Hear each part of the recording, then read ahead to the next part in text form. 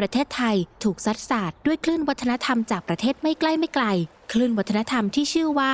ฮัลลิวหรือคลื่นวัฒนธรรมเกาหลี 태국 같은 경우에는 생활 속 모든 분야에서 쉽게 한류에 대한 흔적을 찾아볼 수가 있습니다. ไม่ว่าจะมองไปทางไหนก็จะพบกับไอดอลเกาหลีทั้งในห้าง รถไฟฟ้า และป้ายโฆษณาต่างๆ ตัวอย่างของความสำเร็จของฮัลลิวในประเทศไทยที่คนไทยและคนต่างชาติรู้จักกันดีก็คือลิซ่า 최근에는 K-팝 아이돌 멤버 중에 태국인 멤버가 전 세계적인 인기를 끌고 있습니다. ลิซ่า ลิซ่าค่ะ ลิซ่าค่ะ ลิซ่าครับ เพื่อไอดอลที่พวกเขารักแฟนคลับก็พร้อมที่จะทุ่มเททำเรื่องราวดีๆหลายอย่าง 태국은 정말 그 아티스트를 엄청 보호한다는 배려심이 많다고 해야 되나? ตั้งแต่การระดมทุนออนไลน์เพื่อช่วยเหลือคนไร้บ้าน บริจาคของให้โรงพยาบาล บริจาคให้มูลนิธิ จนไปถึงช่วยอุดหนุนธุรกิจเล็กๆ แฟนคลับเกาหลีเองก็มีการเคลื่อนไหวอย่างมากในช่วงม็อบต่อต้านคณะรัฐประหารในปีพ.ศ. 2563 ถึง 2564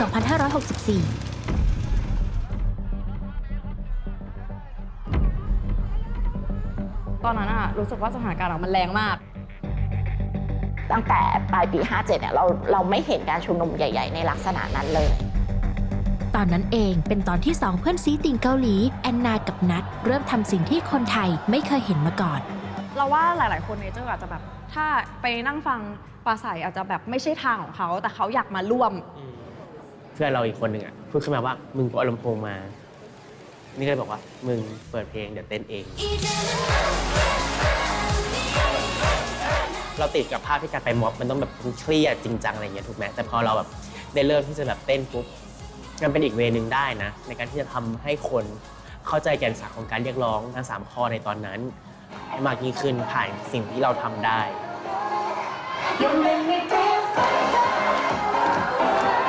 พอหลังจากตอนนั้นคือคนก็ถ่ายคลิปไปเยอะมากเลยเว้ยมีคลิปเต้น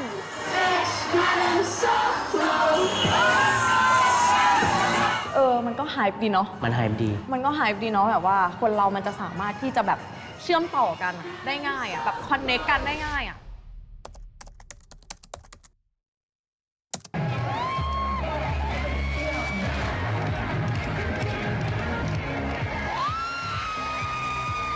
ด้วยการสื่อสารผ่านโซเชียลมีเดียและลำโพงเพียงตัวเดียวแอนนากับนัทรวมการเรียกร้องสิทธิ์ในการแสดงออกเข้ากับวัฒนธรรมเคป๊อปการเปลี่ยนแปลงกำลังจะมาถึงในไม่ช้าแต่มันจะเป็นไปอย่างที่พวกเขาคาดหวังหรือไม่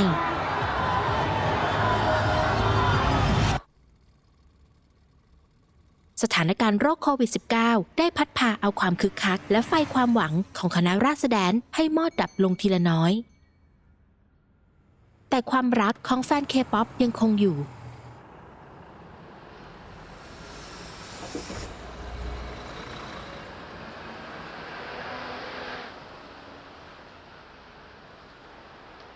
ชีวิตหลังจากคณะนักแสดงแล้วมาทำงานมัน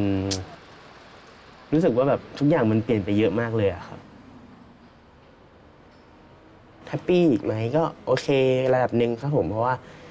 อย่างน้อยมันก็มีงานในช่วงที่แบบว่าคนอื่นหลายๆคนบางคนอย่างเงี้ยเขาไม่มีงานตำแหน่งงานของนั้นใช่ไหมครับก็จะเป็นเจ้าหน้าที่เวชระเบียนในคลินิกผมก็คือเป็นคนที่แบบคอยลงทะเบียนหรือว่าให้ข้อมูลกับผู้เข้ามารับบริการแบบในเบื้องต้นอย่างเงี้ยก่อนจะส่งเข้าไปให้เขาให้คำปรึกษากับเจ้าหน้าที่ข้างในอะครับผมตัวเราเองเคยมาใช้บริการที่นี่ด้วยตัวเองอย่างนี้ก็เลยแบบเห็นเขาประกาศบน Facebook ก็เลยมาลองสมัครงานดูแล้วก็ได้เลยฮัลโหลสวัสดีครับโทรจากสวิงสาขาสีลมนะครับที่คุณจองตรวจสุขภาพวันนี้ไว้ไม่ทราบว่ายังคอนเฟิร์มนัดไหมครับคอนเฟิร์มนะครับผมสวัสดีครับสำหรับนัทถึงคณะราษฎรจะเริ่มกลายเป็นอดีตไปแล้วแต่เพลงเคป๊อปก็ยังอยู่เป็นเพื่อนเขาเสมอก็เลยติดเพลงนี้มากช่วงนี้ก็ส่วนใหญ่คนที่มานั่งรอเขาก็นั่งเล่นโทรศัพท์หรืออะไรอย่างเงี้ยแล้วก็เปิดอย่างนี้ไปเพื่อให้มันแบบบรรยากาศโดยรอบอะครับผมก็เนี่ยแหละครับเพลย์ลิสต์มันขึ้นเพราะว่านี่เป็นคนเปิดเพลงในขณะที่นัทกำลังกลับไปทำงานมีคนบางคนยังคงอยากนำจิตวิญญาณของการเต้นกลับมาอีกครั้ง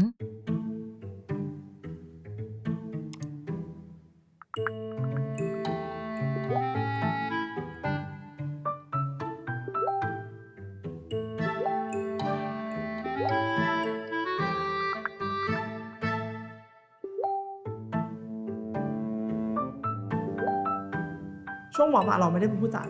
เป็นคนเข้าร่วมตลอด ไมค์เป็นอีกหนึ่งนักเต้นเท้าไฟที่เคยร่วมเต้นกับแอนนาและนัทบนท้องถนน ตอนนี้ไมค์มีภารกิจใหม่ในการสร้างพื้นที่ให้กับนักเต้นณใจกลางย่านกรุงรัตนโกสินทร์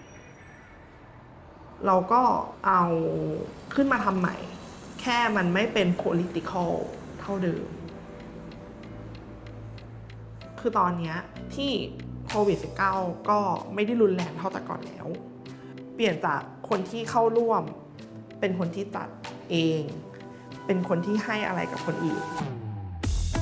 ไมค์ได้จัดตั้งกลุ่มบางกอกระบำสุ่ม ซึ่งมีสมาชิกหลายร้อยคนเพื่อให้แฟนคลับเพลง K-POP ได้เต้นกับเพลงที่พวกเขารักในสถานที่ต่างๆทั่วกรุงเทพ การเข้าร่วมบางกอกระบำสุ่มนั้นไม่ยากทีมงานจะเปิดท่อนฮุกของเพลงดังต่อกันไปเรื่อยๆถ้าเต้นเพลงไหนได้ก็เข้าไปจอยเลย เพจเราอ่ะมันประชุมกันง่ายมากเลยคือ คุยกันบอกว่าเนี่ยเรามีวันนี้ใครจะทำอะไรเธอจะทำรายการเธอเลือกอย่างเราอ่ะเราจะรับผิดชอบแบบเดี๋ยวเราตัดเพลงให้เนี่ยเรามีความถนัดในเพลงแนวเนี้ยมายจะตัดเพลงที่เป็นเจน 2 เจน 3แล้วก็จะมีน้องอีกกลุ่มหนึ่งที่แบบเนี่ยผมถนัดเพลงแบบใหม่ๆมากเลยเดี๋ยวผมช่วยตัดเดี๋ยวอีกสักประมาณ5นาทีเดี๋ยวให้พักหายใจหายคอกันนะคะเราจะมี Random Dance นะคะกันตรงนี้นะคะอีก5นาทีเนาะตอนเราจัดตอนแรกก็มีรุ่นน้องทักในเพจมาค่ะบอกว่าพี่ครับเนี่ยผมอยากโชว์มากเลยแต่ผมไม่มีที่โชว์ผมขอไปโชว์ได้ไหมนี่ก็เลยบอกว่าเฮ้ยได้ดิเดี๋ยวพี่จัดตารางให้อันนี้คือสิ่งที่เราทำ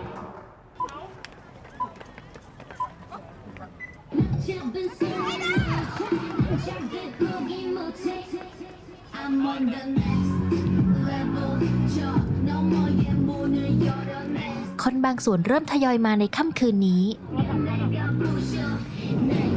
นักเต้นส่วนใหญ่เป็นเยาวชน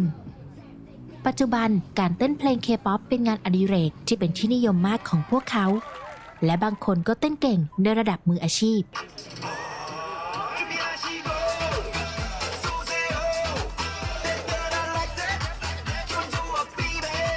น่าเสียดายที่วันนี้ไม่ได้มีคนมาดูมากเท่าที่ควร ในที่สุดไมค์ก็ต้องตัดใจ ไมค์ตัดสินใจจบงาน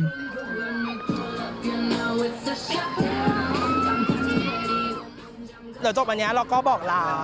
พอบอกลาเสร็จเราก็มูฟเก็บของจบแล้วเอาไมค์มาจบแล้วนะคะหวังว่าทุกคนจะมีความสุขกับกิจกรรมที่เราจัดในวันนี้นะคะวันนี้ขอบคุณมากค่ะ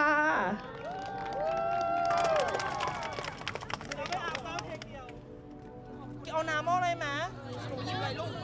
เฮ้ยวันนี้สั้นหน่อยนะได้ประมาณนี้แหละขอบคุณที่มากันตอนแรกคิดว่าจะไม่มีคนมาแล้วก็คือมาเป็นหน้าเป็นตาเป็นหน้าม้าให้ลูกเพจกูน่ารักจังวะไมค์ทำงานเป็นนักพัฒนาโปรแกรมการจัดบางกอกระบำสุ่มซึ่งเป็นเหมือนงานอาสาของเธอถึงบางครั้งจะเจอกับอุปสรรคบ้างแต่เธอก็เลือกที่จะก้าวเดินต่อไปแม่มองว่าอย่างนี้สำเร็จแหละแต่ว่าสำเร็จสเกลไหนอีกเรื่องนึงความว่าสำเร็จของมายมันหมายความว่าเราจัดเห็นทุกคนออกมาเต้นแล้วมีความสุขกันอย่างเงี้ยอันนี้คือสำเร็จของมายละถ้ามีแพลนแล้วเป็นไปได้เราอยากกลับไปจัดที่สยามอีกขณะที่นักเต้นรุ่นเยาว์เริ่มแยกย้ายในพื้นที่ใกล้ๆกันที่ถนนข้าวสารนักเต้นรุ่นพี่เพิ่งจะเริ่มอุ่นเครื่อง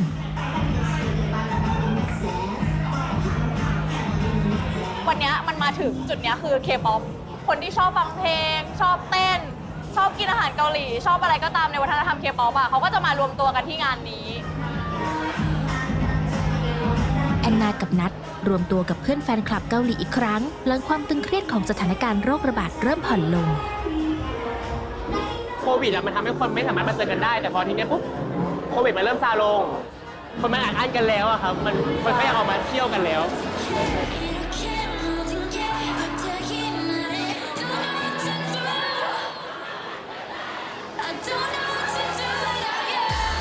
เป็นคน คนที่เคยไปเต้นด้วยกันตอนทำม็อบเยอะมากเลยนะพี่ที่มางานเนี้ย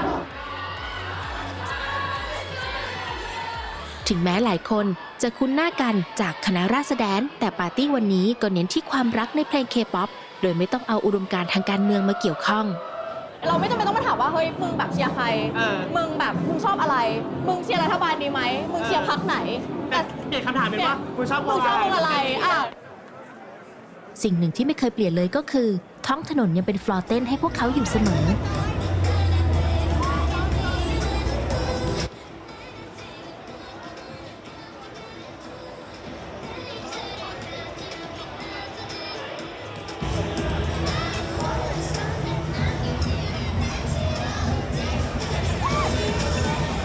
เราคงคิดว่า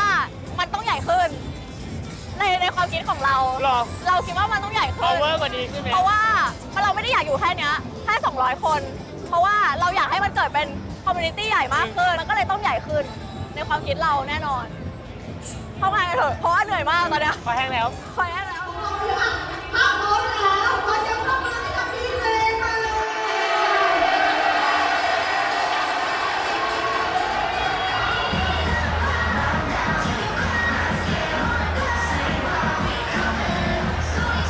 แอนนากับนัดเต้นสุดเหวี่ยง สลัดความเหี่ยวเฉาของยุคโรคระบาดไปจนหมด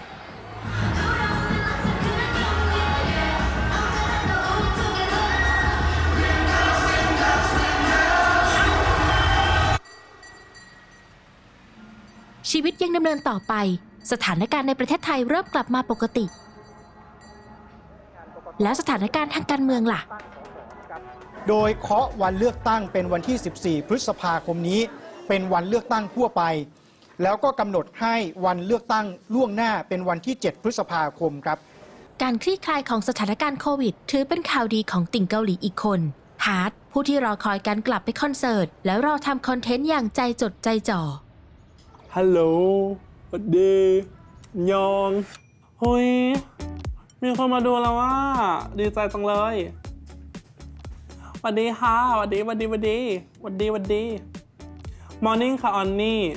ชอบสีแก้มมากเลยค่ะอุ้ยอันนี้ไม่ได้แต่งหน้านะคะอันนี้ตื่นมาก็เป็นอย่างนี้เลย อันนี้คือเพิ่งตื่นHow to หน้าสด ท่ามกลางสังคมออนไลน์ขนาดใหญ่ของติ่งเกาหลี ฮาร์ดเป็นเคป๊อปอินฟลูเอนเซอร์ที่โดดเด่นเพราะอารมณ์ขัน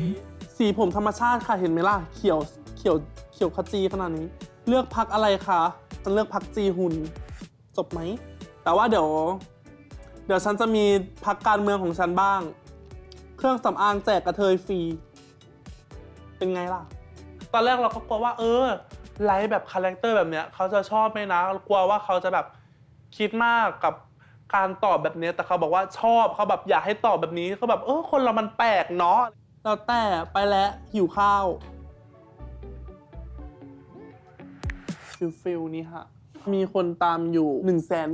190,000 หลังจากที่ทำได้ประมาณ2 ปีมั้งก็จะเป็น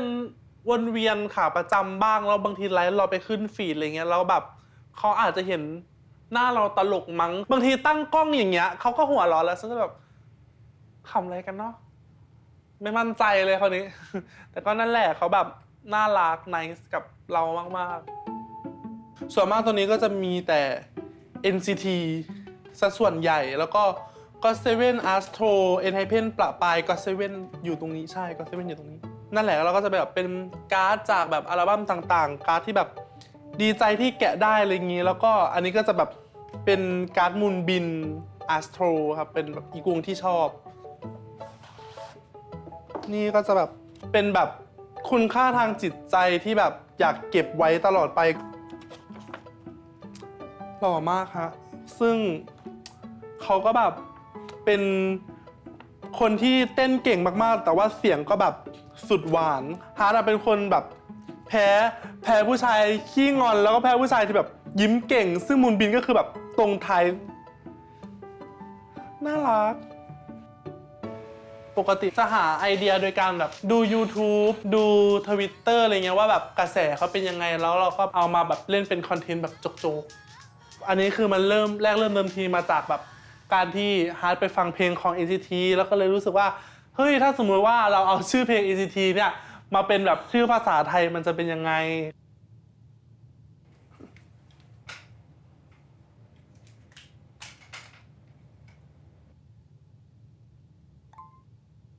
Hello Future Hello Future ไทยเนมสวัสดีอนาคตสวัสดีอนาคตโอเคค่ะ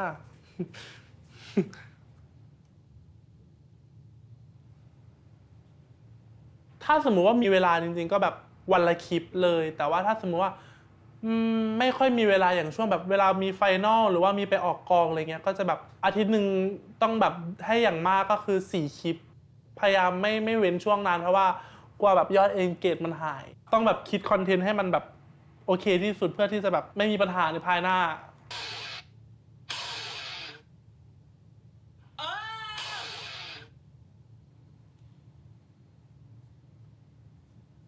เสร็จเรียบร้อยฮะตั้งต่อไปก็เหลือแค่โพสต์ตามเวลาที่แบบกำหนดเป็นช่วงแบบเด็กเลิกเรียนพอดีเขาก็เลยแบบจะมาส่อง TikTok เป็นระดับแรกเอาแล้วนะฮะ1 2 3ถ้าเพลง NCT เป็นชื่อไทย Stop baby don't stop Stop baby don't stop Thai name หยุดทารกหยุดหยุดทารกหยุด Hello future Hello future Thai name สวัสดีอนาคตสวัสดีอนาคต Kick back Kick back Thai name ถีบมากูถีบกลับมาเอาไงล่ะเอโย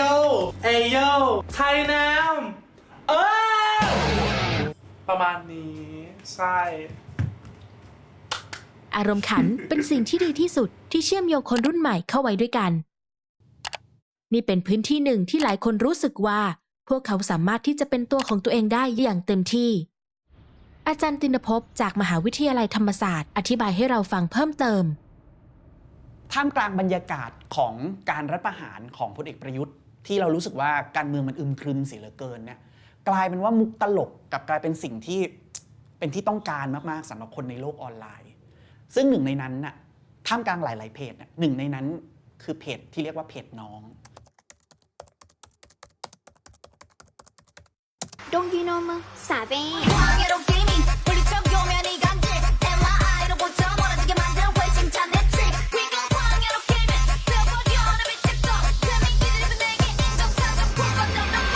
แล้วมันก็ตลกอ่ะมันตลกได้ง่ายมากเว้ยเรามองภาพแล้วเรารู้เลยอ่ะ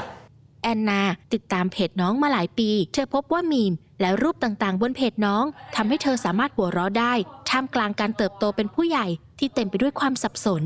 ทำให้คนแบบชาเลนจ์ความคิดคนอ่ะเพจอ่ะไม่ได้บอกว่าเป็นฝ่ายไหนแต่พอมาเห็นมีมอ่ะมันจิกกัดอ่ะถ้าเขามีความตลกแบบลิงก์ในสิ่งเดียวกันนะมันก็ตลกอ่ะสิ่งที่เพจน้องล้อเลียนมันคือการอธิบายว่าฉันจะสามารถหยิบทุกอย่างมาเป็นน้องได้ฉันทำให้ทุกเรื่องเป็นเรื่องที่น่าเอ็นดูตลกขบขันได้ดังนั้นฉันจะล้อเลียนทุกสิ่งได้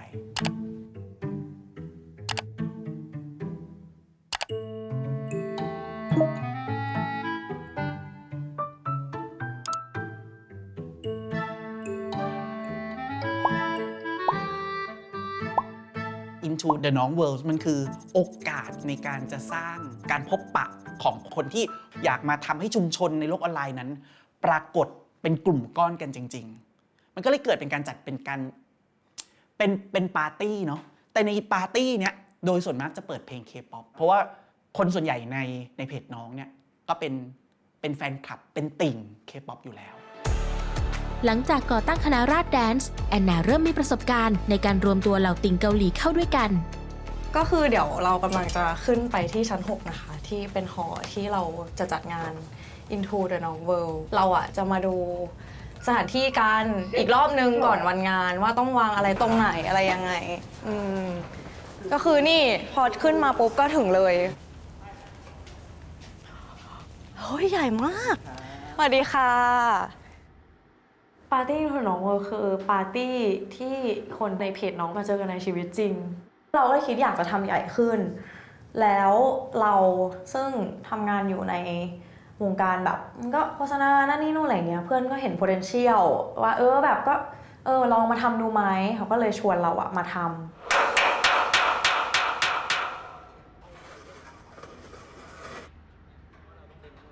แล้วมันจะมีจุดที่สมมติว่าถ้าเราต้องโหลดของอะไรอย่างเงี้ยด้วยไหมคะ มี แบบว่า ครับมี มี ครับ ใช่ไหมคะ เดี๋ยวพาไปดูเดี๋ยว ได้ครับเดี๋ยวไปทางนี้ก็ได้ครับ เป็นเพื่อนในเน็ตนี่ก็อาจจะอีกแบบหนึ่งแล้วแหละ แต่เป็นเพื่อนในชีวิตจริงเนี่ยมันมีค่าสำหรับเรามาก เพราะว่าเราก็ไปเจอครั้งแรกเลยไปเจอนัดเจอปิงกับพี่ออยเป็นแอดมินเพจเป็นเพื่อนที่คอยอยู่กับเราในทุกๆครั้งที่ไม่ว่าจะเป็นแบบการอยู่ในพาร์ทไหนของชีวิต งานคราวนี้ก็คือเราจัดในทีมรถแห่ เหมือนเราจับ energy มา ใช่ เพื่อที่เรารู้สึกว่า ใช่ energy แบบกลุ่มเนี้ยมันถึงอ่ะ ใช่ มันต้องรู้สึกว่ามันต้องรถแห่อะ แต่ว่าพอเรามันเป็นเพลงเกาหลี เพลงเกาหลีใช่ แต่เรารู้สึกว่า energy แบบมันรถแห่ได้ มันรถแห่ได้ ก็เลยแบบว่าเลยเอามารวมกันเลย ขณะที่แอนนากำลังตั้งใจขยายกลุ่มแฟนคลับ K-POP ให้ยิ่งใหญ่ขึ้นไปอีกไมค์กับเพื่อนสนิทของเธอกุ๊กก็กำลังช่วยกันจัดงานบางกอกระบำสุ่มขึ้นใจกลางสยามสแควร์ การที่เรารู้สึกต่างจากคนอื่น อยู่มันวันหนึ่ง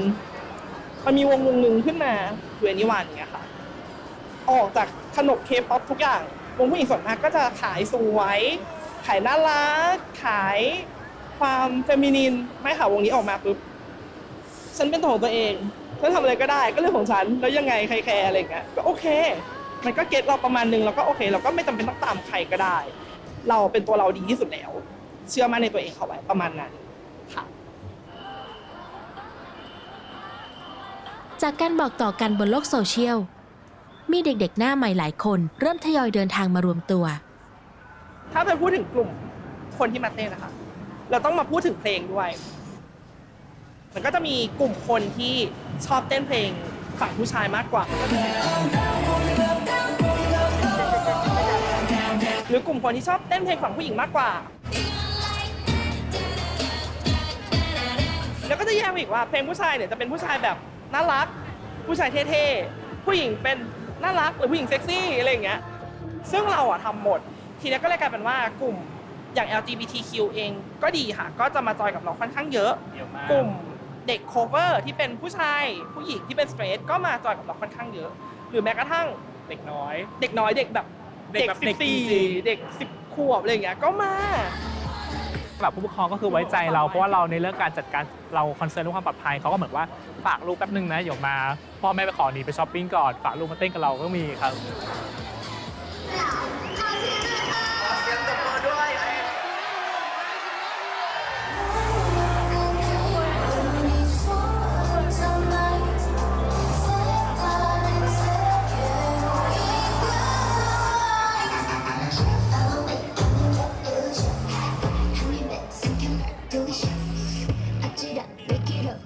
ถ้าถามว่าคนมาเยอะไหมวันนี้เยอะมากหลายคนไม่รู้จักนะตอนนี้บางทีคนที่เข้ามาก็เป็นคนที่เดินผ่านไปผ่านมาก็มีค่ะแล้วก็ไม่คิดว่าคนจะมาเยอะขนาดนี้แล้วมันเหมือนเป็นคอมมูนิตี้อะค่ะเราก็มีความสุขไปกับมัน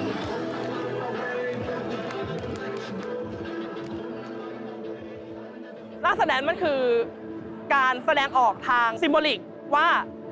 คุณไม่สามารถที่จะจำกัดสิทธิในร่างกายของเราได้สิ่งที่ไม่มีไม่อาจจะไม่ได้เป็นคนที่มีสปีชที่ดีมากขนาดที่จะออกไปแบบพูดให้แบบคนคล้อยตามได้แต่ไม่มีสิทธิในร่างกายตัวเองโอเคไม่สามารถเต้นได้และเนี่ยเราเอาสิ่งเนี้ยขึ้นไปโชว์ว่าคุณไม่สามารถที่จะปิดกั้นสิ่งนี้จากเราได้อะค่ะ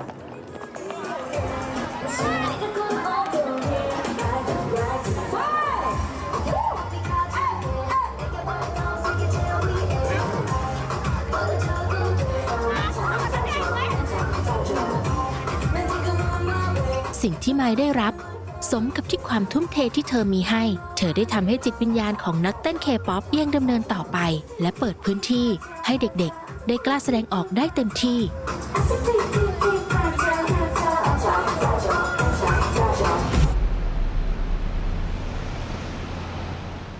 ถ้าแบบเกิดโตที่โคราชเลยกลับมาจากโคราชแล้วมาอยู่รังสิตก็เลยแบบคิดถึงบ้านแต่ว่าพอแบบได้ไปคอนก็หายคิดถึงแล้วแหละ แล้วที่กลับมานี่ไม่ใช่เพราะมาเรียนแล้วนะ ใช่มาคอนโดยเฉพาะเลยมี Blackpink Kepler มี 127 แล้วก็เป็นคอน GDA ที่กำลังจะไปเร็วๆนี้แล้วสาเหตุที่แบบมาเรียนที่กรุงเทพก็เพราะอะไร พอคอนจริงครับแบบแพชชั่นแรกของฮาร์ดเลยคือขี้เกียจแบบไปกลับจากโคราชกับกรุงเทพเพราะว่าแบบเมื่อสมัยตอนฮัทติ่งตอนที่แบบยังอยู่มัธยมอะครับฮัทก็แบบเปิดหารถตู้กับแฟนคลับโคราชนะครับใครที่แบบไปไม่เป็นอะไรเงี้ยก็แบบมาหารถตู้กับฮาร์ดแล้วก็ไปกลับด้วยกันนี่ BTS มันเด่ง BTS ปะ ใช่วันนี้เจโฮปมานะคะพี่โฮปแต่ว่าอยากให้มาครบวงมากเลย ท่ามกลางคอนเสิร์ตที่ทุกคนรอพบกับดารานักร้องที่พวกเขาชื่นชอบ ตัวฮาร์ดเองก็ถือเป็นคนดังคนหนึ่งเหมือนกัน สวัสดีครับได้ครับคนที่ดูช่องของฮาร์ดมีคนเป็นต่างจังหวัดเยอะเหมือนกันครับฮาร์ดเข้าใจเขาดีเลยอะเพราะว่าเราก็เป็นแฟนคลับต่างจังหวัดคนหนึ่งเหมือนกันที่แบบเมื่อก่อนตอนเป็นเด็กก็ไม่ได้มีโอกาสเยอะเราก็ได้ดูคลิปวิดีโอที่แบบคนอื่นแบบรีวิวคอนนู้นคนนี้เราก็แบบเฮ้ยถ้าเราแบบได้ไปยืนอยู่ตรงนั้นบ้างได้แบบไปดูคอนตรงนั้นบ้างเราคงน่าจะสนุกดีเนาะขอบคุณมากครับมาดูวงอะไรอ่ะเป็นเทเชอร์ค่ะอ๋อชอบฮารุโตะมากบางคนเขาไม่ได้มีโอกาสมาเนาะด้วยเรื่องเดินทางด้วยเรื่องงบอะไรเงี้ยเขาแบบอาจจะแบบไม่ได้มีเยอะเขาก็ต้องเก็บหลายๆอย่างการทำตรงนี้มันก็แบบเหมือนทำแบบสานฝันให้เขาว่าแบบให้เขาเหมือนได้แบบรู้สึกว่าได้ไปเหมือนกับเราขอบคุณมากครับไว้สนุกนะครับมาดูเจโฮปอ๋อไว้เจอกันคอนดีมค่ะพี่เราเห็นในคลิปพี่อยู่ไว้เจอกันไว้เจอกันคอนดีมนะพี่นะขอบคุณมากครับขอบดีใจที่ได้เจอนะรู้สึกแบบฮีลจิตใจรู้สึกว่าอุ้ยเราคนเดียวมันสามารถทำให้แบบคนหลายๆคนมีความสุขได้ขนาดนี้เลยเหรอแบบเราได้เป็นหนึ่งพลังบวกได้ให้เขาแบบได้ติดตามคอนเทนต์เราต่อไปได้แบบอยู่เพื่อรอดูคอนเทนต์เราอะไรเงี้ยเหมือนกับที่เราแบบอยู่เพื่อรอเจอศิลปินใช่เราก็เลยแบบอยากได้รับความสุขจากตรงนี้จากศิลปินแล้วก็อยากแบบแชร์ต่อให้กับใครหลายๆคนที่ไม่ได้มีโอกาสไป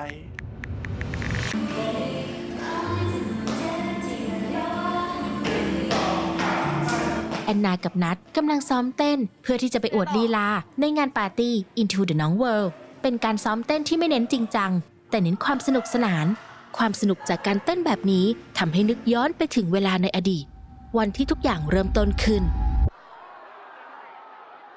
ที่เราไปอ่ะเป็นเพราะว่าเหมือนตอนนั้นเราอินเรื่องนี้กันมากอินแบบอินมากอ่ะนะตอนนั้นอะไรอย่างเงี้ยเราเลยคิดว่าเราอยากทำอะไรสักอย่างหนึ่งก็เลยตอนนั้นก็เลยแบบโอเคมาแบบมาเต้นไหมเพราะว่าสิ่งเนี้ยมันคือการที่ดึงดูด energy หรือ passion เราเพราะว่าเราชอบในการฟังเกาหลีอยู่แล้วอะไรเงี้ยมันสื่อสารในแง่ของแบบเราออกมาปลดปล่อยนะนี่แหละคือการเต้นที่แบบเราชวนทุกคนที่มีความคิดแบบเดียวกันอะมาเพื่อสื่อสารในรูปแบบเดียวกันความผิดหวังจากสถานการณ์ทางการเมืองได้กลายมาเป็นการรวมตัวกันทำกิจกรรมที่สันติและมีสีสันแต่การเต้นจะยังช่วยพวกเขารับมือกับความเปลี่ยนแปลงที่กำลังจะมาถึงได้ไหมนะปัจจุบันนี้ทุกคนคิดถึงเรื่องการเลือกตั้งเป็นส่วนหลักมากกว่าการหาเสียงเลือกตั้งเริ่มต้นขึ้นอย่างคึกคักผู้มีสิทธิ์เลือกตั้งรุ่นใหม่จะมีความหวังอีกครั้งหรือไม่เลือกตั้งครั้งที่แล้วมันคือบทเรียนเลยนะสำคัญเลยนะว่าต่อให้พรรคได้คะแนนเสียงจากประชาชนมามากแต่กลไกทางรัฐกลไกทางสภาถูกเขียนมาเพื่อให้เข้าแก็บเขาแล้วต่างอะไรจากการเป็นเผด็จการที่ผ่านมา7 ปีก่อนหน้านั้นตอนนี้เราเห็นหลายคนจะมองว่าเลือกไปก็เท่านั้นแหละเลือกไปก็แก็บเข้าแก็บเวเดิมอย่าเอาคำพูดที่เราจะเลือกตั้งก็โดนรัฐประหารมาใช้เลยถ้าพูด1 ครั้งเท่ากับเกิดความกลัว1 ครั้งทุกการรัฐประหารนะคะเกิดขึ้นจากความกลัวทั้งนั้นเลยเพราะเรารู้อยู่แล้วว่าสิ่งที่เขาเข้ามาเพราะมันเกิดจากความหวั่นไหวของคนเราเลือกที่จะพูดว่าเราจะไปเลือกตั้งไม่ว่าจะเกิดอะไรขึ้นก็ตามเราก็จะต้องไปเลือกตั้งคุณจะเลือกพรรคอะไรก็ได้คุณอยากจะเลือกพรรคอะไรเลือกไปเลยแต่ขอให้ออกไปเลือกแอนนาเป็นหนึ่งในคนที่เชื่อมั่นในหลักการของระบอบประชาธิปไตยผ่านการเลือกตั้งเช่นเดียวกับองค์กรอย่างไอลอส่วนหลักๆที่เราทำก็คือนำเสนอข้อมูลให้ประชาชนเข้าใจกติกาการเลือกตั้งเพื่อที่คุณจะได้แบบมีข้อมูลซัพพอร์ตในการตัดสินใจว่าคุณจะไปเลือกพรรคไหนค่ะแตงโมเป็นเจ้าหน้าที่ที่ดูแลเรื่องการสื่อสารองค์กรของไอลอเธอตั้งใจทำงานอย่างเต็มที่ต่อให้ประเทศมันเป็นประชาธิปไตยเราคิดว่างานนี้มันก็ยังจำเป็น ได้กำลังใจจากผู้ชายตอนประชุมอะไรอย่างเงี้ยจริงคือ ด้วยความที่เป็นติ่งเกาหลีเหมือนกัน แตงโมติดตามความเคลื่อนไหวของกลุ่มแฟนเคป๊อปเสมอ ที่สถานการณ์ม็อบมันไม่ค่อยมีแล้วมันช่วงมาถึงสู่ช่วงเลือกตั้งมันพฤติกรรมเขายังเป็นอย่างนั้นอยู่คือว่าเขาแบบยังซึมซับการแอคทีฟทางการเมืองมาอะไรเงี้ยในช่วงเลือกตั้งมันก็จะเปลี่ยนไปเป็นการแบบนำเสนอข้อมูลเรื่องเลือกตั้งแทนช่วยกันแชร์อะไรเงี้ยให้ข้อมูลเพื่อให้เราไปข้างหน้าแบบมีความหวังขึ้นมาค่ะ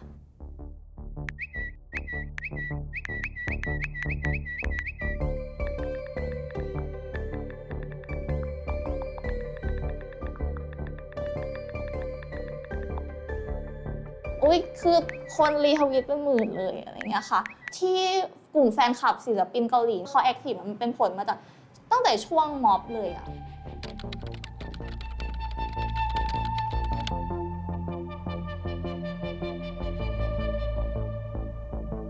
เขาก็จะพยายามแบบแชร์ข้อมูลในม็อบใช่ไหมแบบข้อมูลว่าไปม็อบไปแบบการแต่งตัวไงให้ปลอดภัยหรือว่าเหตุการณ์ที่แบบเจ้าหน้าที่สลายการชุมนุมอะไรเงี้ยใช้ความรุนแรงเนี่ยเราก็เห็นบ้านเบสศิลปินเกาหลีเขายิบบ่อยมาก จากความรุนแรงต่อกลุ่มผู้ชุมนุมเหล่าแฟนคลับเคป๊อปก็ทนไม่ไหวอีกต่อไป พวกเขาแสดงให้เห็นว่าการเคลื่อนไหวทางการเมืองออนไลน์จะแปรเปลี่ยนมาสู่โลกออฟไลน์ได้อย่างไรก่อนหน้าปี 63 เราไม่ได้รู้สึกว่างานสิทธิมนุษยชนเนี่ยมันเป็นงานที่คนส่วนใหญ่ให้ความสนใจแต่พอปี 63 เนี่ยเรามีความมั่นใจว่าคนรุ่นใหม่เนี่ยเขาให้ค่าแล้วเขาก็พร้อมที่จะซัพพอร์ตด้วยมีกลุ่มที่เป็นเกาหลีอะไรอย่างเงี้ยค่ะที่เป็นแฟนดอมทั้งหลายเนี่ยก็มีเงินเข้ามาซัพพอร์ตศูนย์ทนายประมาณ10 ล้านได้ค่ะทนายภูลสุขทราบดีว่าเงินบริจาคสามารถช่วยในงานที่เธอกำลังทำอยู่ได้อย่างไรบ้างสถานการณ์ตอนนั้นเนี่ยมันมีการใช้ความรุนแรงโดยเจ้าหน้าที่รัฐกับผู้ชุมนุมมีการฉีดน้ำเริ่มมีการสลายการชุมนุมเริ่มมีการจับกลุ่มผู้ชุมนุมไปหลายคนแน่นอนว่าพอมีการชุมนุมตามมาคดีความตามมามันก็จะเห็นว่างานมันเพิ่มขึ้นเป็นหลาย10 เท่าตัวก่อนหน้านี้เนี่ยไม่เคยมีเยาวชนถูกดำเนินคดีทางการเมืองมาก่อนแต่ปรากฏว่าในระลอกนี้ตั้งแต่ปี 63 เป็นต้นมาเนี่ยมีเยาวชนที่ถูกดำเนินคดีทางการเมือง283 คนศูนย์ทนายก็จะให้ความช่วยเหลือตั้งแต่ชั้นจับกุมค่ะแล้วก็ไปตชด.ไปสถานีตำรวจหรือว่าไปช่วยประกันตัวในชั้นศาลเงินบริจาคเนี่ยเราก็เอาไปช่วยเหลือในส่วนนั้นนะคะซึ่งก็ต้องบอกว่ามันทันกับสถานการณ์พอดีแต่บางครั้งความทุ่มเทของศูนย์ทนายก็ได้มาซึ่งความผิดหวังวันนี้นักศึกษาแพทย์คนหนึ่งถูกจำคุกเนื่องจากข้อหาทางการเมืองด้วยโทษจำคุก3 ปีครึ่งโดยไม่มีการประกันตัว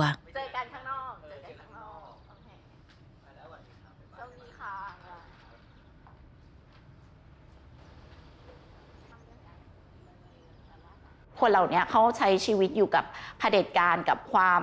ไม่เป็นประชาธิปไตยเนี่ยมาอยู่เกือบครึ่งชีวิตของเขาในขณะที่โลกภายนอกอ่ะเขาสามารถไปท่องโลกภายนอกโลกในประเทศอื่นๆผ่านซีรีส์ผ่านหนังผ่านละครผ่านโลกออนไลน์เพราะฉะนั้นคุณค่าที่เขา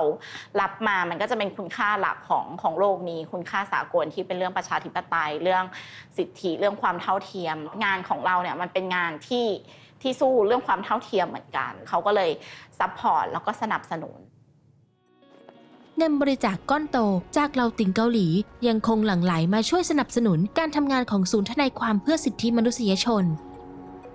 มันไม่เชิงว่าตัวศิลปินน่ะจะทำให้เราแบบสนใจการเมืองโดยตรงเขานำพาให้เราไปสนใจการเมืองประเทศเขามากกว่าบางช่วงการเมืองเกาหลีใต้ค่อนข้างขายถ่ายที่บอกว่ามันมีการแก้ไขรัฐธรรมนูญอะไรเงี้ยมีรัฐประหารหลายครั้งคือเขาผ่านกันมาได้แล้วไงแต่ของเราอะเรายังไปไม่ถึงจุดนั้นได้ค่ะก็เลยคิดว่าส่วนสำคัญคือคุณจะเลือกยังไงให้สามารถเขี่ยเผด็จการออกไปจากสนามการเมืองได้อะ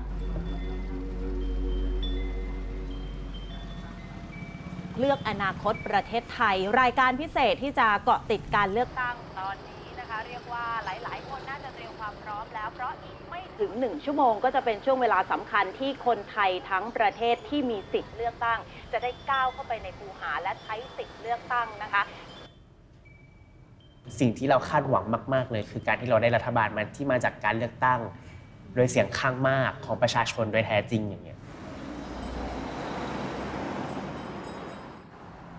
เราขอบคุณที่ตอนนี้ทุกคนกลับมาอยู่ในห่วงของประชาธิปไตยถือว่ารู้สึกดีค่ะรู้สึกแบบแฮปปี้มากแล้วก็ดีใจว่าอีก4 ปีอีก8 ปีอีกเท่าไหร่ก็ตามอะค่ะขอให้คนมาเรียนรู้กันอยู่ในวงจรของประชาธิปไตยและการเลือกตั้งนี่แหละดีที่สุดแล้วการเลือกตั้งครั้งนี้มีผู้ไปใช้สิทธิ์อย่างล้นหลามแต่คนไทยก็ยังไม่แน่ใจกับทิศทางทางการเมืองหลังจากนี้หลังจากการเลือกตั้งในเดือนพฤษภาคมก็จะเป็นเดือนมิถุนายนหรือไพร์มันเดือนที่สร้างความตระหนักรู้ให้กับอัตลักษณ์ทางเพศที่หลากหลายถามว่าสังคมไทยมันเปิดรับ LGBT มากขนาดไหนเราว่าไม่ขนาดนั้นนะบางคนเป็นสังคมที่บ้านเป็นต่างจังหวัดเราพูดตรงๆเลยว่าแม่เราเป็นคนต่างจังหวัดเขาก็ยังมีคติที่ว่าคนเป็น LGBTQ อ่ะคือคนที่ผิดจากนอร์มสังคมเราเคมเอามันคือสิ่งที่เราไม่ได้ตั้งใจว่าเราจะเคมเอาออกมามันคือสิ่งที่แบบว่าอยู่ๆเขาก็ถามขึ้นมาแล้วมันจะเป็นสถานการณ์ที่มันจะเป็นแล้วบีบคั้นเราว่าเราต้องเคมเอาแล้วนะเพราะฉะนั้นถามว่าทุกวันนี้เราพูดเรื่องอัตลักษณ์ทางเพศของเรากับที่บ้านไหมเราไม่พูดเราปล่อยให้มันเป็นไอ้นี้ไปเรื่อยๆเลยเราปล่อยให้มันเป็นเรื่องปกติแล้วว่าหลายๆคนเหมือนเรา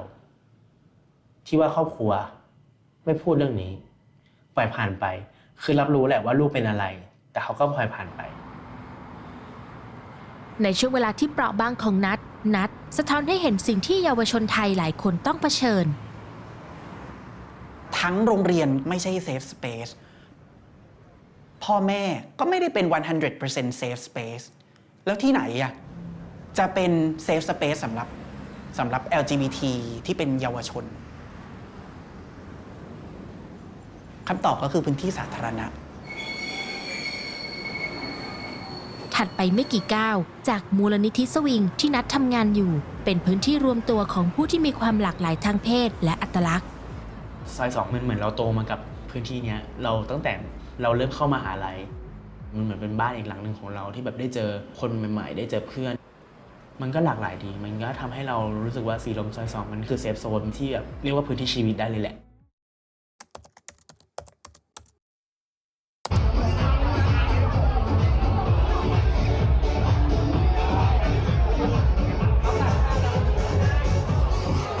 พื้นที่ในสีลมซอย2ถือได้ว่าเป็นเกย์คอมมูนิตี้ที่ใหญ่มากๆและเนืองแน่นแออัดมาก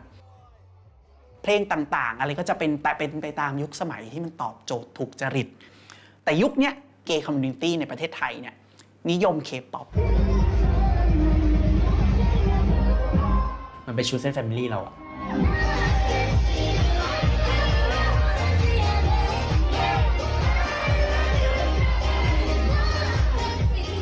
เราเข้าขนาดไปคอนเสิร์ต SM Town ที่มาจัดในเมืองไทยครั้งแรกมันคือบีทเราเนี่ยคือสิ่งที่อินเตอร์มากยิ่งขึ้นแต่มันยังเป็นเอเชียอยู่ทั้งคำพูดทั้งแบบภาษาอะไรเงี้ยมันก็ยังฟังดูเป็นเอเชียไม่ได้ดูเป็นอังกฤษจ๋าๆมันก็น่าสนใจนะแล้วพอเราได้ฟังปุ๊บเราอินทูอิทเลยอะ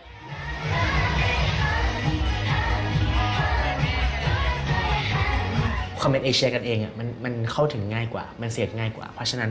เราว่าทำให้กลุ่ม LGBTQ ชอบอะไรที่มันชอบความหวานอยู่แล้วมันเลยยิ่งเสพอะไรอย่างเงี้ยได้ง่ายมากยิ่งขึ้นพื้นที่เหล่านี้ไม่ได้สำคัญแค่ตอนที่พวกเขามีความสุขสนุกสนานแต่เป็นเครื่องเตือนใจให้กับความยากลำบากที่เคยผ่านมาด้วยกัน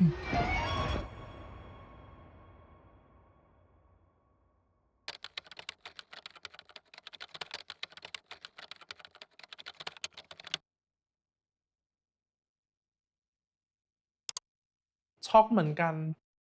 คือเราเพิ่งมีโอกาสได้ไปเจอเขาเมื่อต้นเดือนเนาะแต่ว่าแบบเราก็มารับรู้การจากไปของเขาแต่ก็เหลือแค่เพียงแบบรอยยิ้มกับเสียงของเขา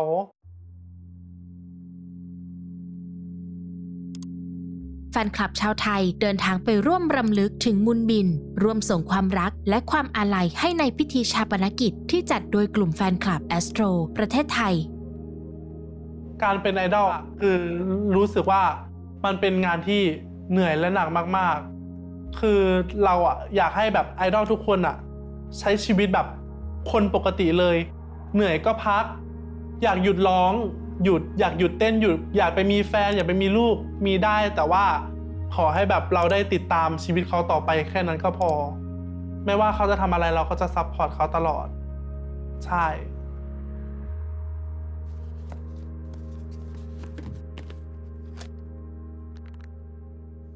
แม้ว่าจะรู้สึกเจ็บปวดฮาร์ทใช้เสียงดนตรีเคป๊อปในการเยียวยาและปลอบประโลมจิตใจเคป๊อปเป็นทุกอย่างในชีวิตของฮาร์ททำให้ฮาร์ทเป็นฮาร์ทอย่างทุกวันนี้ถ้าไม่มีเคป๊อปก็ไม่มีฮาร์ทในวันนี้มันทำให้เราแบบฮีลจิตใจเราจริงๆไม่ว่าเราจะเจอเรื่องเศร้าหรือว่าเจอเรื่องแบบหนักหนาอะไรมันมีหลายๆครั้งที่แบบเราหมดไฟเราหันไปพึ่งใครไม่ได้เราก็มีแบบศิลปินที่แบบยืนรออยู่ตรงนี้มันจึงเป็นสิ่งที่เล็กๆที่ทำให้เราแบบอยากจะมีชีวิตอยู่ต่อ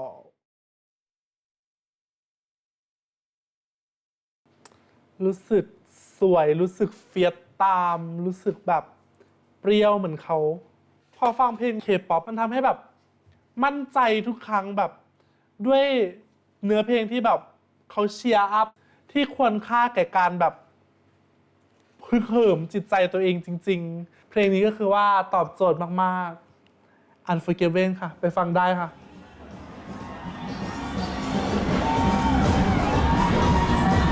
แม้จะไม่มีไอดอลเกาหลีคนไหนมาแต่ขบวนพรายพาเหรดที่ใหญ่ที่สุดในเอเชียตะวันออกเฉียงใต้ก็รวมคนมหาศาลมาไว้ใจกลางกรุงเทพมหานครผู้คนนับหมื่นคนร่วมเดินขบวนเพื่อเรียกร้องสิทธิของตนแน่นอนว่านัทก็เป็นหนึ่งในนั้นในฐานะเจ้าหน้าที่มูลนิธิสวิงเป็นกระบอกเสียงของผู้ที่ทำงานบริการทางเพศความคึกคักของบรรยากาศงานโหมกระพือไปพร้อมความหวังทางการเมืองจากการเลือกตั้งเรารู้สึกได้ว่าคนไทยตื่นรู้ทางการเมืองมากยิ่งขึ้นคนยิ่งออกมาดิสคัสกันคนยิ่งแบบออกมาพูดคุยกันเรื่องประเด็นนี้ต่อให้ไม่เห็นด้วยกันแต่การที่คุณได้มาพูดคุยแล้วแบบมีจุดตรงกลางในการแลกเปลี่ยนกันเนี้ย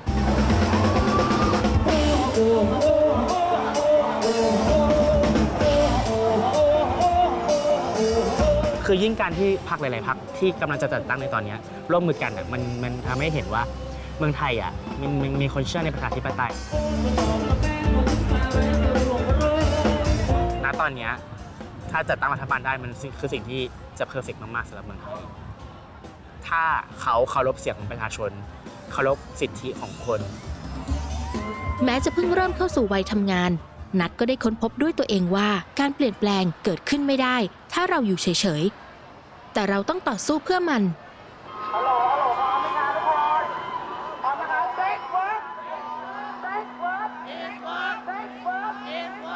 เราว่ารัฐแสดงมันก็เป็นการจุดไฟความเป็นนักแอคทิวิสต์ในตัวเราก่อนหน้านั้นที่เราไม่อยากนิยามตัวเองว่าแอคทิวิสต์งานประจำเราแหละคือสิ่งที่เราเรียกตัวเองว่าแอคทิวิสต์ได้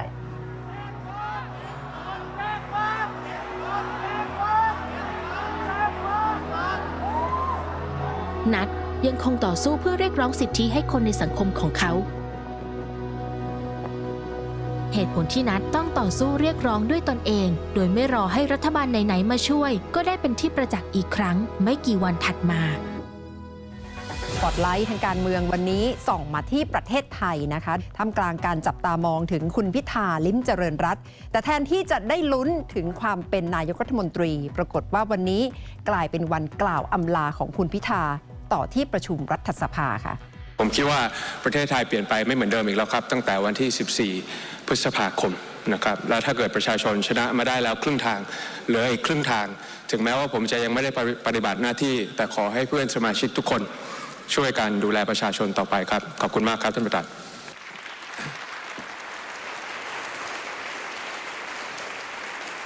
แม้จะเป็นพรรคที่ได้ที่นั่งในสภาจากการเลือกตั้งมากที่สุดแต่พรรคก้าวไกลกลับกลายเป็นพรรคผู้นำฝ่ายค้านทำให้ทิศทางทางการเมืองไทยกลับไปสู่ความสับสนโอลหม่านอีกครั้ง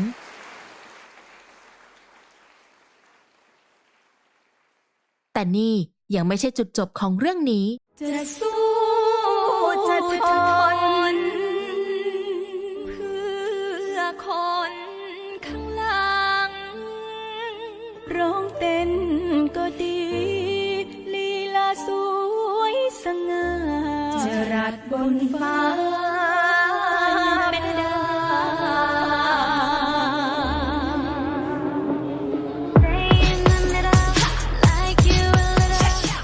Party Into the Nong World รวบรวมเอาผู้คนที่จัดจ้านมีสีสันที่สุดมาไว้ด้วยกัน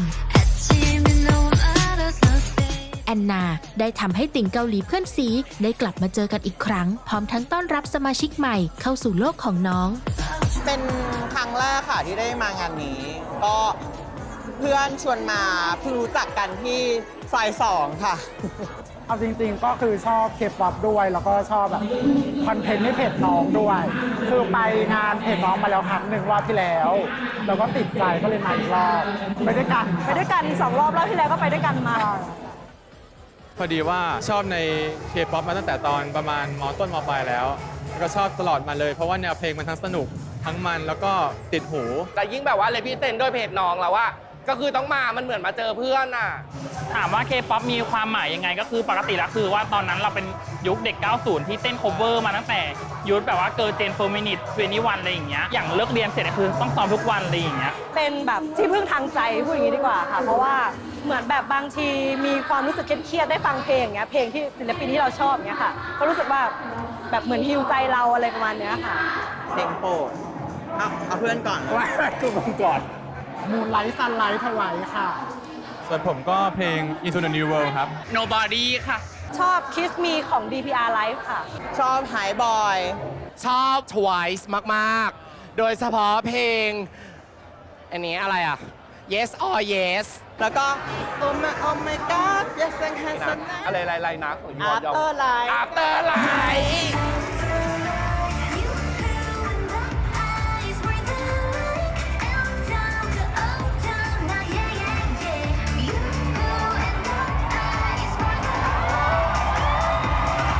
ไม่ว่าจะเป็นคณะราษฎรแดนซ์บางกอกระบำสุ่มเพจน้องติ่งเกาหลีออนไลน์ออฟไลน์จะอายุเท่าไหร่หรือเพศไหนทุกคนมารวมตัวกันอยู่ในสถานที่แห่งนี้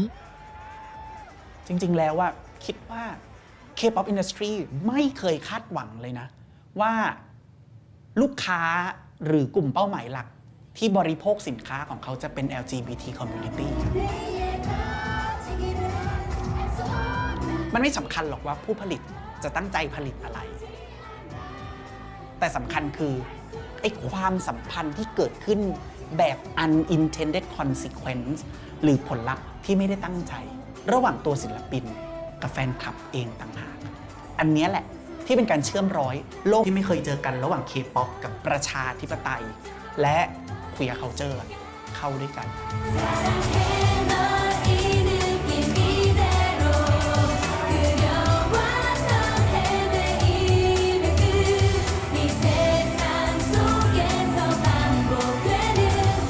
เหล่าเยาวชนได้ค้นพบกับบ้านหลังใหม่ของเขาบ้านที่ชื่อว่า K-pop จากจุดเริ่มต้นเล็กๆแค่ลำโพงตัวเดียวและความกล้าที่จะเต้นพวกเขาได้พบกับความสุขในการเป็นตัวของตัวเองหลังจากนี้ไม่ว่าจะเกิดอะไรขึ้นความมั่นใจในตัวเองก็เป็นก้าวแรกก้าวสำคัญของแอนนากับนัทที่จะก้าวเข้าสู่โลกใบใหม่ Into the New World